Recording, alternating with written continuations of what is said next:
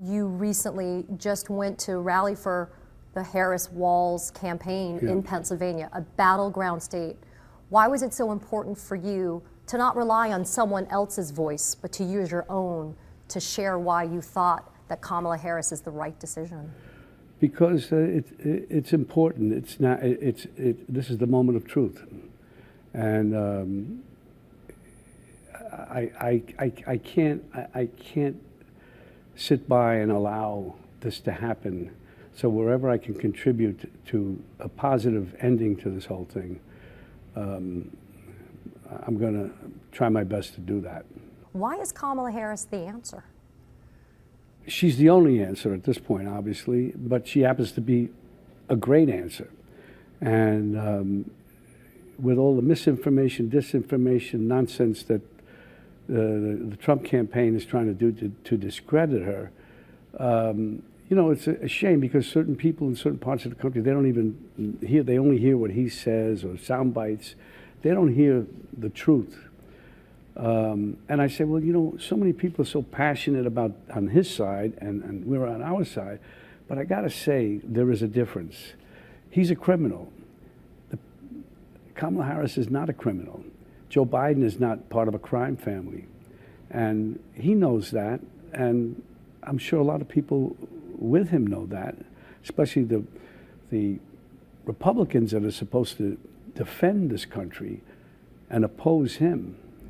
They know that. It's a disgrace.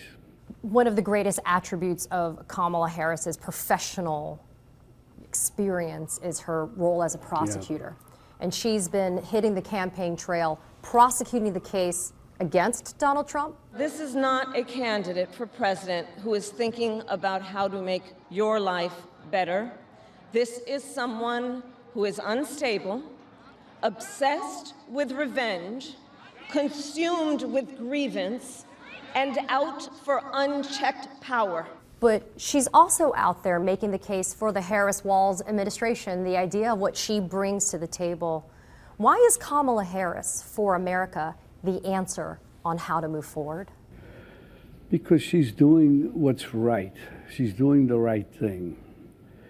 And it's that simple.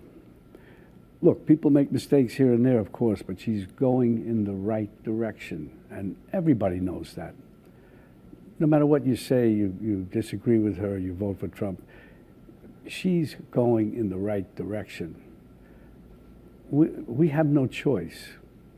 If you care about this country, you care about sanity, you have to vote for her. You have to. That's it, end of story. Trump, J.D. Vance, the Republicans right now, they're destroying the idea of the American dream. They're sending the message to immigrants, don't come here, we don't want you here.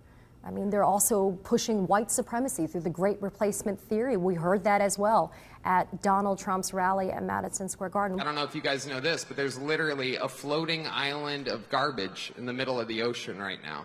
Yeah, I think it's called Puerto Rico. As the first Samoan, Malaysian, low IQ, former California prosecutor ever to be elected president. Cool black guy with a thing on his head. What the hell is that? A lampshade? Look at this guy. I'm just kidding. That's one of my buddies. He had a Halloween party last night. We had fun. We carved watermelons together. It was awesome. America is for Americans and Americans only. What's happening to the American dream?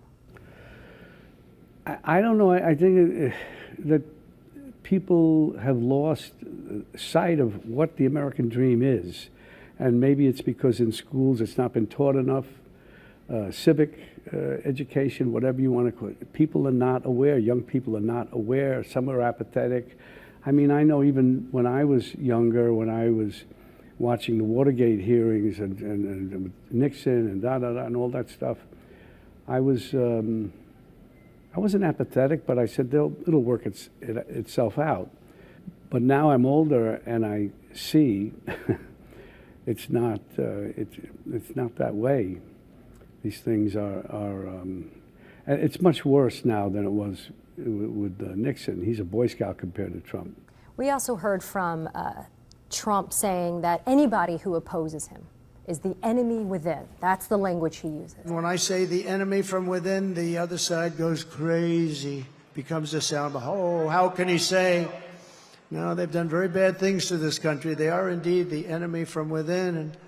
But this is who we're fighting. He's talking about himself. The enemy within. He is the enemy within. He's projecting everything he says. It gets back to intimidation. That's the key. Intimidation. People cannot be intimidated by him. They have to stop and think. That's why it's so important. The Washington Post, he should have said, let me just wait a minute. People look up to him. I look up to him that he's going to make the right decision, especially in his position. Jeff Bezos. Yes. Everybody's taking a chance by doing this stuff, but you have to. You're going to live under this guy's being the president?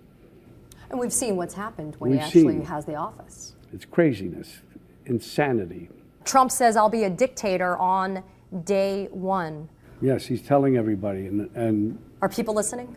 I hope they are really listening. You have dozens of former Trump administration officials, the people that worked side by side, day in, day out with Donald Trump in his first administration.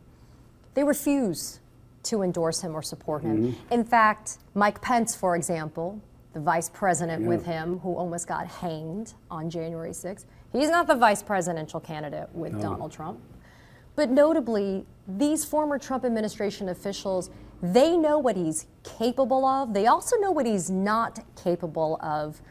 You and I both know you run businesses as well. A board of directors would fire Trump, somebody like that, years ago. Isn't it time that America tells Donald Trump, you're fired?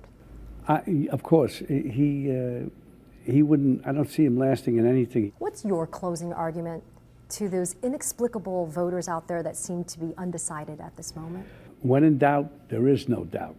Maybe I'm pushing it a little in the direction of Kamala Harris, but that to me is what it means. If you have a doubt about what your decision should be, just look at what Trump has done and look at what she can do. Look who he's for himself. And look what she says she's for, and she is for. It's for the people, the American people. She's there for a reason. It's kind of the do or die moment for America. Yeah. Yep. Doing the right thing. Do the right thing. People know that they have to stop and think for a minute when they're alone voting and nobody knows but them to do the right thing. Because nobody will know who you vote for, and that anonymity, as absurd as it sounds, would protect you from any type of backlash you would get from the Donald Trumps. And you might have to, even if your spouse or significant other is going to vote and feels very strongly for him, you might have to just do what you have to do, and that's that. And they don't have to know, but you have to vote your conscience.